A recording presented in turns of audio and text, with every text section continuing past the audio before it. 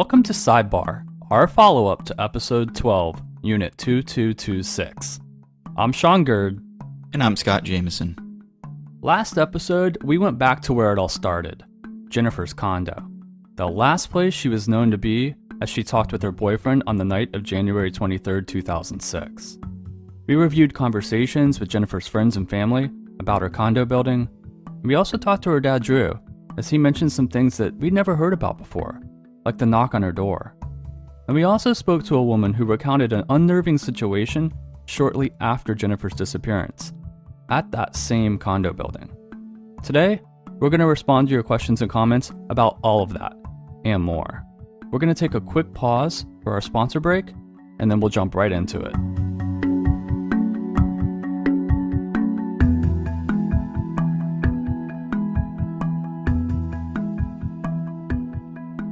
This episode of Unconcluded is sponsored by Opinion Outpost. Market research is a $50 billion a year industry. Companies need input from people like you before they launch a new product or a service. And that's where Opinion Outpost comes in. Opinion Outpost is run by SSI, one of the most trusted names in consumer research. Opinion Outpost connects companies with people like you through online surveys that give you the chance to tell companies how you think and feel about virtually everything, from new products and advertising to social issues and more. And since they know your time is valuable, Opinion Outpost rewards you for taking surveys. You can earn cash, iTunes and Amazon gift cards, and more. Surveys are accessible 24/7, so you can participate whenever you like. Your personal information remains private and secure, and it's free to sign up. No credit card required. And you can earn actual money just by sharing your opinion. Sign up today at opinionoutpost.com/unconcluded to make your voice heard and start earning rewards. That's opinionoutpost.com/unconcluded. And we thank them for sponsoring this podcast.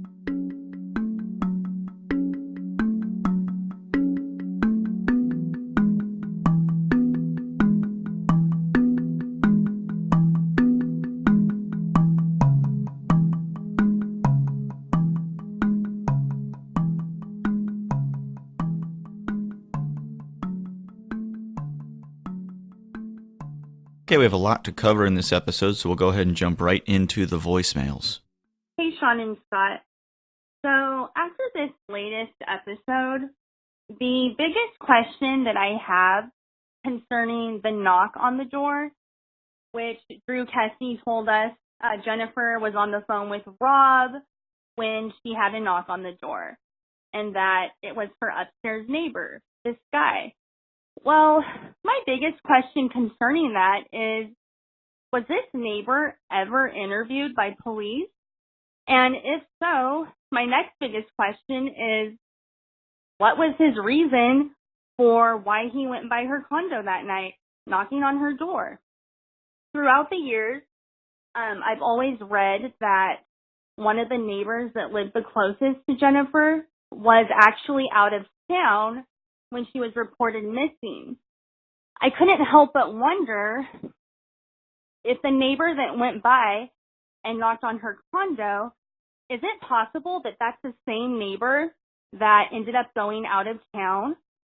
If so, them going by and knocking, it could have been for something as innocent as to ask Jen if she could, get their mail while they were out of town. If you were to find out that, we just can't confirm that this alleged neighbor was ever interviewed. We don't even know the neighbor's name. That would leave me open to the theory that perhaps the person that knocked on her door that night, maybe it wasn't a neighbor at all. She's on the phone with Rob, her boyfriend that lives 2 hours away. We know from Rob that night they did get into an argument on the phone. So maybe she's on the phone with Rob. The argument has blown over. Things are good now. And then out of nowhere, she gets to knock on the door. And Rob can hear it. He's still on the phone with her. She looks out, and maybe she sees that it's her ex-boyfriend. Would you really tell your boyfriend or girlfriend that's on the phone 2 hours away from you, getting ready to go to bed, like, hey, my ex just showed up at the door. I can see how so many people in that situation might fib. Be like, oh, it's the neighbor. That's just a thought that I had when it came out that there was a knock on her door. That's such a huge piece of information to me. And if we can verify whether or not this neighbor that supposedly knocked on her door was interviewed, that would really resolve some of the questions that I have concerning that. The knock on the door is certainly one of the interesting pieces of information that came out of last episode. And up front, I'm not clear on exactly how Drew Kesse knows that the neighbor knocked on her door that night, or even what time it happened. I haven't had a chance to follow up with him on those questions yet. In fact, the first time I'm hearing this question right now, your voicemail, is as I'm recording this episode. So I think, though, you bring up a good point.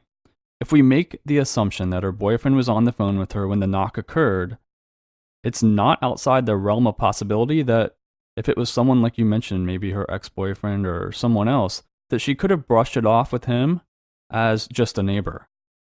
Based on my conversations, I'm under the impression that this neighbor was talked to and there was an explanation.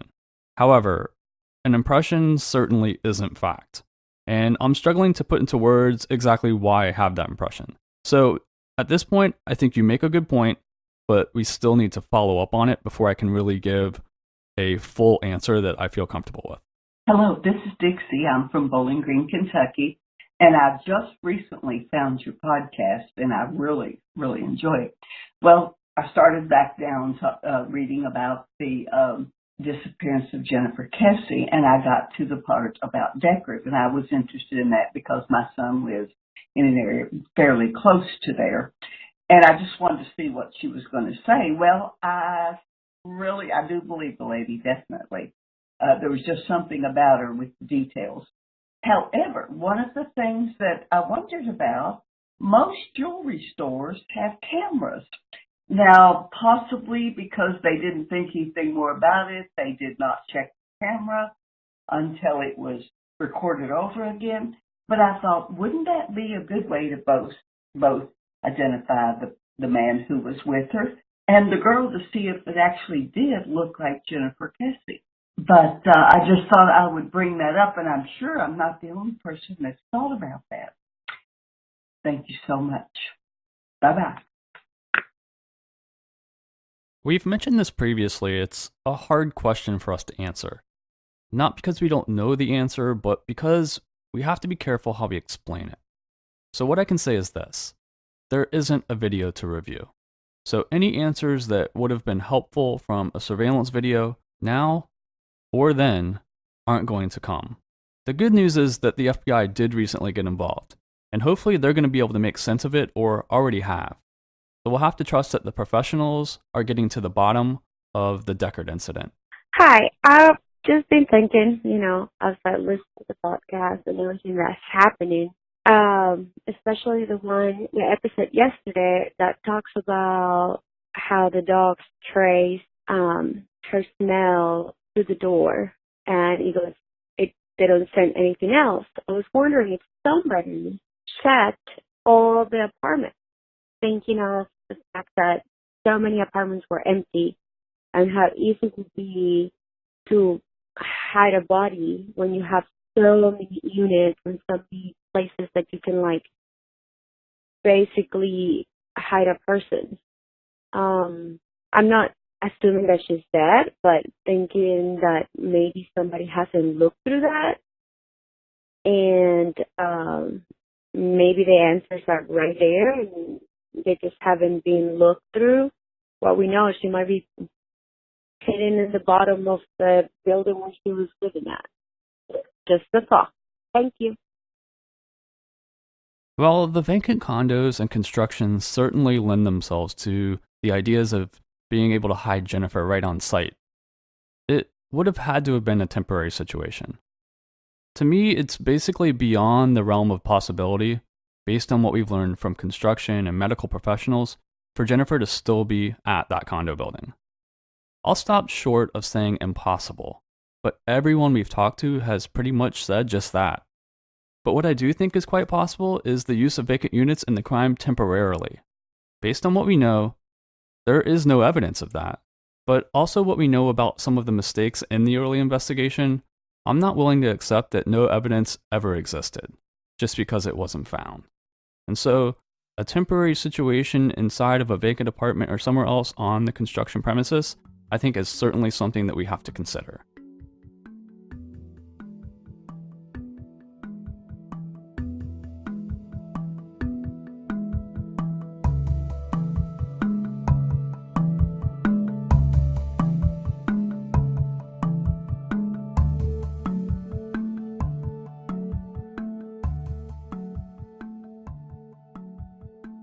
We live in an on-demand world. Almost anything you want or need is available to you whenever you want. Just like Unconcluded, you listen when you want. Guess what? You can get postage on demand with Stamps.com. Which begs the question, why are you still going to the post office? Anything you can do at the post office, you can do from your own desk with Stamps.com. Buy and print US postage for any letter or package using your own computer and printer. And you can do it whenever you need it, 24/7. I take advantage of Stamps.com every week, mailing packages from my own desk without ever going to the post office. Right now, you can use our podcast title, Unconcluded, for this special offer. A 4-week trial, including postage and a digital scale. So don't wait. Go to Stamps.com before you do anything else and click on the radio microphone at the top of the homepage and type in Unconcluded. Again, that's Stamps.com, enter Unconcluded. Stamps.com. Never go to the post office again.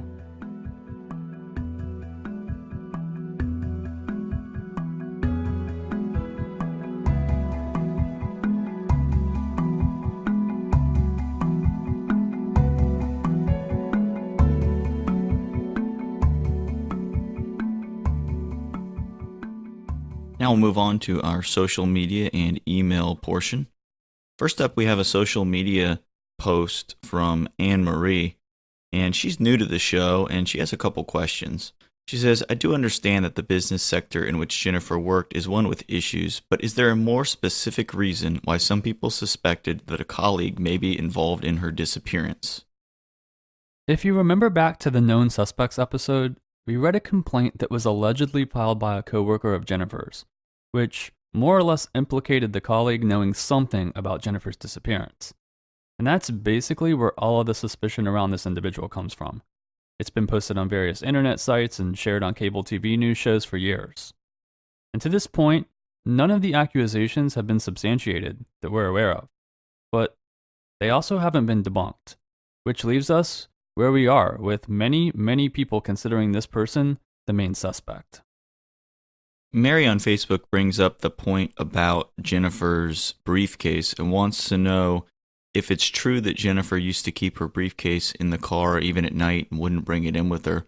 What would be the purpose in the abductor taking the briefcase with them and then either getting rid of it or keeping the briefcase?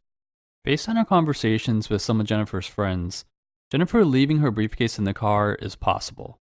So if we're thinking about your question about why take it or keep it if you're the abductor, well, it's an important question. And I suppose there's several scenarios that could be possible. I think what's most likely is that the briefcase is wherever Jennifer is, which means she either had it with her when she was abducted, or it was in fact in her car that was used in her abduction. I tend to lean towards the latter. Whatever was in the trunk of Jennifer's black Chevy Malibu remains with the Orlando police to this day, and I think it's possible that the briefcase was in her trunk. So maybe it's in a locker at the Orlando Police Department. That's one option. And the fact that her briefcase isn't listed on the FBI VICAP alert about her disappearance is interesting. But it's also quite possible that she is abducted while carrying her briefcase. And that would make sense too, because her purse, iPod, and phones are missing as well. And that would just mean that it was likely taken because Jennifer was taken. Cynthia says, can anyone remember when Jennifer was talking to Rob if it's been mentioned that she was in bed already? We don't have a confirmed answer for this. However, I have seen mention on our Facebook group that an old CNN transcript included this information, that Jennifer was in bed when she was talking to her boyfriend Robert on the phone of January 23rd, 2006. But I haven't been able to find it myself. So if you're listening and you have that transcript or you know where I can find it, send it our way. But until then, I have to say right now that that answer is unknown. Sean, as you can probably guess, we had a ton of comments about the quote-unquote realtors from Miami that were trying to get into our last witness's apartment. And Shannon sort of sums it up on Facebook. She says, quote-unquote, realtors from Miami roaming around at night with copies of condo keys to Orlando. Condos that are occupied isn't close to normal or okay. Makes you wonder what was going on behind the scenes and who was ultimately in charge. Yeah, it definitely does not seem normal. I'd agree with that. And even if we could somehow buy into the idea that realtors would have keys or would be in town to show units, which I guess on its own doesn't seem completely crazy, but then it's in the middle of the night. I can't think of any situation where a realtor would need to be entering a unit in the middle of the night. And I think that's the reason that we wanted to share that audio with all of you in the first place, because it opens your eyes a little bit to things that aren't normal and gets us to think about them possibly playing a part in whatever happened to Jennifer. John wants to know if there's any chance that the condo sales or management company kept a log of who was taking and returning keys. Not that we're aware of, but that doesn't mean that there wasn't. And that said, if a log exists or did exist, I'm not sure it would be very valuable, and then I can't imagine it would be completely accurate. We've previously mentioned how the Kesses have stated that the entry log for the front gate apparently wasn't kept up with very well, so I don't know why we would expect this to be any different, if it even did exist. But we're not aware of it, and I can only imagine that 11 years later, even if it did, that our chances of finding it are probably close to none. Jill says, please consider this. Mr. Kesse said Jen put a chair under her doorknob at night. I don't think she forgot to do it the night of the 23rd, but went out for something regarding work. She had her briefcase with her, in which case she had already packed her iPod, phones, and shoes for work the next day. Let's not forget Erica's account of seeing Jen in her office and then again outside the night of the 23rd. You know, this comment brings up something that I'd thought about after the last episode, and that was the chair being used to jam the door, which, if we think about it, kind of rules out any keys being used to enter Jen's condo, well, at least while she was inside. So, if we assume that she put the chair in place as she always did, it would have to indicate that if the keys were used, they were either used for a lie in wait type of situation or after the fact. And I guess we can't make any conclusions, but it does make me think it's a little less likely that the copied keys were used to enter Jennifer's condo in order to actually abduct her. Sonny says, I never thought the abduction was in the evening. I agree with Scott on his final answer, although you can't rule out the possibility. I've always thought that if Jennifer was abducted in the evening, it involved someone she knew because there's no signs of struggle. Why would she open the door, etc.? But I think this last episode changes all of that. It makes the worker theory very possible for an evening abduction. Yeah, that kind of goes with the last question. Because with the keys, someone wouldn't have had to convince her to open the door. They could have just opened the door. But, as we said, if she had taken the safety precautions that she normally did, then even with the keys, they wouldn't have been able to open the door. And so again, she would have had to been convinced to open it. I think at this point, I still very much lean to Jennifer being abducted outside of her condo. We received an interesting email from Lauren that we would like to share with you now. She says, I just started listening to the podcast and am riveted. I'm only through episode 7, so I apologize if I mentioned something that's been mentioned already. I still live in Orlando and lived in the Northbridge Apartments from January to June of 2005. The Northbridge Apartments at that time had a contract with the Disney College program to house the advanced interns, which are now called the professional interns. That's why I only lived there for 6 months. It was under construction at the time, and they were the first group of interns that lived there. I think that contract is now expired, but it did last a few years. Do you know if Jennifer had any ties to Disney interns that would place her at Northbridge a la the witness from episode 5? Though the Northbridge complex was nice, the area was quite shady. The complex only allowed us 2 parking spots, even though we had 6 people living in one apartment. The other 4 cars were to park at the neighboring Nova Southeastern building. That was always too scary to walk to from at night, so I actually don't know anyone that did that. We took our chances with getting a ticket or getting towed. One night, I got into my car to go visit my boyfriend who lived near Universal. It wasn't very late, I do remember that. It had just gotten dark outside. I backed out of my spot, and as I did so, a man with baggy clothes stumbled, as if he were drunk or on drugs, towards my car from seemingly out of nowhere and tried to open my driver's side door. My doors were already locked, so I just gunned it before he could try anything else. I was too scared to come or go that night because it wasn't even that late. This is probably neither here nor there with anything having to do with Jennifer, but it's just scary to think that probably about 7 months before she disappeared, a sketchy person tried to open my door after I had just gotten inside it. I never reported it because I was a naive 22-year-old who didn't want to start any trouble and was about to move out of my apartment anyway because my internship was ending. I can't help but think, could it have been me? Could I have been abducted that night? I am 1 year younger than Jennifer, blonde hair and similar build, very scary. Likely he would have just robbed me. At least that's what I told myself. I was glad to move out of there shortly thereafter. Secondly, people seem to be baffled as to why the ex-boyfriend was the Blue Martini the night she was reported missing. Being around the same age as Jennifer, I can tell you that at that time, Blue Martini was the place to go for young professionals to get a drink after work. I don't think it is that odd that he was there. It was being so close to her apartment, I would think it's just a coincidence that he was there to get drinks. Lauren wraps up her email saying, I'm happy to see the signs for Jennifer, which have been faded and barely legible up and down Conroy Road, have been replaced by new signs. I hope and pray that this podcast brings forth new evidence and answers. Keep up the great work, everyone. Yeah, I agree, Scott. I think that this is just another piece of information which doesn't tell us anything specifically about Jennifer, but does help us kind of keep our eyes open to not only the awful things that exist out there, but just how close they can be to home. I mean, just earlier today, you and I were talking about the serial killer that's on the loose not far from where I live. And as we kind of open our eyes to all that's around us, it's sometimes not a pretty picture. So I think it's important that we just kind of share these tidbits here and there, and people can kind of get the whole picture of what Orlando was like in 2006. Also, I did want to point out that she did mention the Blue Martini, and that was kind of a hot spot for people to hang out. And we agree. I think that makes sense. And to us, the boyfriend being, or the ex-boyfriend being across the street from her condo, because he was at the Blue Martini, just isn't as big of a red flag as it would seem initially. Here's an email from Jules, and I'm going to read pretty much in its entirety. And again, it's another long one, but it's a good email, and I believe it's another one that we need to get out there. Jules says, many thanks for doing this podcast. I first heard about Jennifer when I was on holiday in Orlando the year she went missing, and am worried about her ever since. I'm in the UK, so I feel frustrated that I cannot help more. I just wanted to put a scenario to you. It may be ridiculous, but is something I have always thought may have happened. I wondered if it was possible that Jennifer, on the night of the 23rd, may have parked her car in a different parking space, i.e. located by the pond, where it would be closer to the stairs leading to her apartment. She had several bags, handbag, briefcase, and luggage. This is something I would do, especially if it was closer to the stairs. I am assuming this might be the case because of the complex being under renovation and not at full capacity.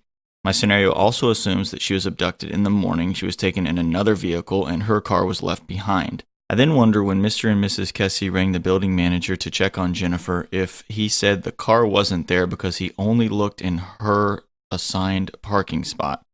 As he checks her apartment, he then asks the workmen if they have seen Jennifer. This may spark chatter amongst everybody.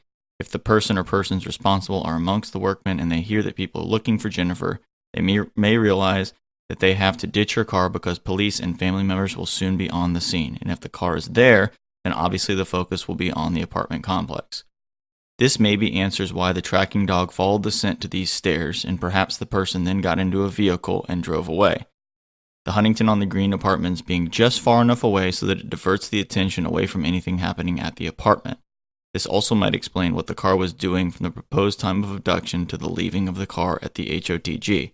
It may have been at the apartment all along until it was moved. It could then also explain the brazenness of the person of interest and that they already knew it was safe to drive the car as the police and Jennifer's family were still on the way. Thank you, Jules, for that email. Yeah, this is something that you and I talked about before, Scott, especially when we talked about the bloodhound scent going back to those back stairs. Maybe it is possible that she did park on the backside of the building, even if temporarily, to make it easier to drag her luggage upstairs.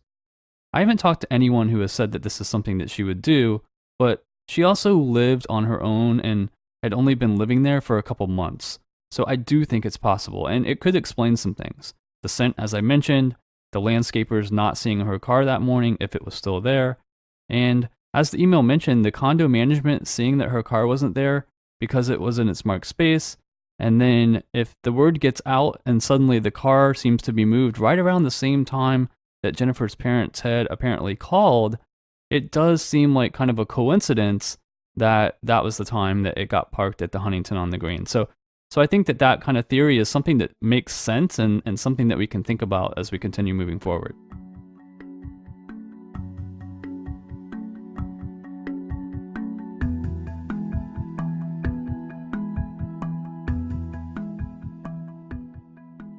That's going to wrap it up for today. Thanks as always for joining us. And don't forget, if you think you may know something about the disappearance of Jennifer Kesse, the time to speak up is now. Call the Orlando Police Department and ask to speak to the detectives in charge of this case. Also, if you haven't had a chance to check us out on Facebook, Twitter, or Instagram, please do so. You can find them all at Unconcluded Pod. Music in this episode is by Lee Rosevere, and we'll see you next time.